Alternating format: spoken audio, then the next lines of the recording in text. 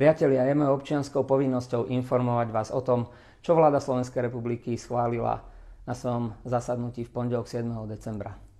Ide o návrh novely ústavného zákona číslo 227 z roku 2002 zbierky zákonov o bezpečnosti štátu v stave vojny, vojnového stavu, výnimočného stavu a núdzového stavu. Čo vláda pre nás pripravila? Aké vianočné prekvapenie pripravila občanom Slovenskej republiky? Nuž, podľa môjho názoru im pripravila koniec právneho štátu a koniec demokracie. Vláda totiž novelou ústavného zákona navrhuje, aby mohol byť núdzový stav predĺžovaný o 40 dní.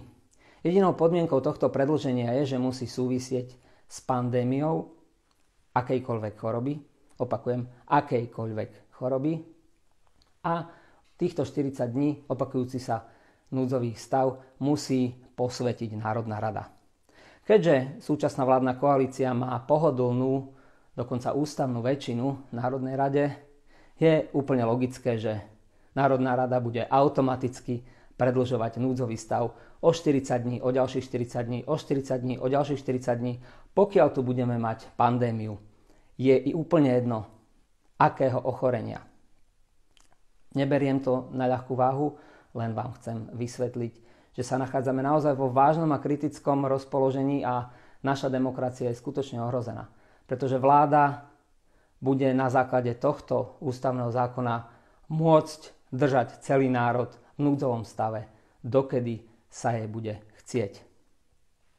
Ďalším brutálnym zásahom do našich práv a slobôd je obmedzovanie našich práv, ktoré sa týkajú pohybu a pobytu. V zmysle novely tohto ústavného zákona budeme dokonca mať obmedzenú nedotknuteľnosť osoby tým, že budeme nútení byť zavretí v obydlí a pokiaľ nebudeme poslúchať, tak môžeme byť aj evakuovaní na vládou určené miesto.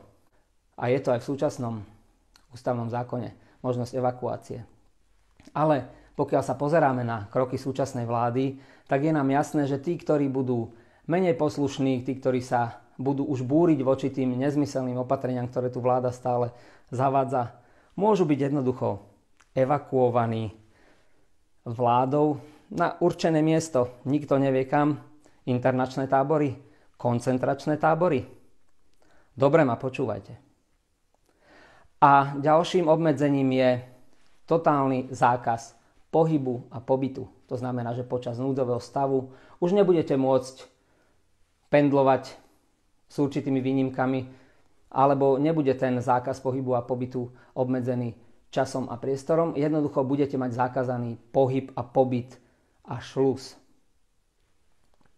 Toto som vám chcel dnes odkázať ako človek, ktorý sa zaoberá právom, ktorý verím, že z časti aj právu rozumie.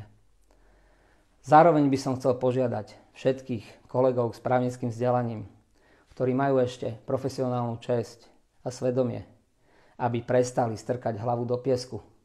Vidíme, akým nenormálnym a urážajúcim spôsobom sa táto vláda správa k súdom, ako sa správa k prokuratúre, ako sa správa k celému stavu právnikov. Jednoducho majú nás všetkých za zlodejov a skorumpovaných hajzlíkov. Naozaj im to budeme tolerovať? Naozaj sú všetci právnici takíto? Nemyslím si to. Preto by bolo na čase, aby sa všetci slušní a charakterní právnici začali ozývať.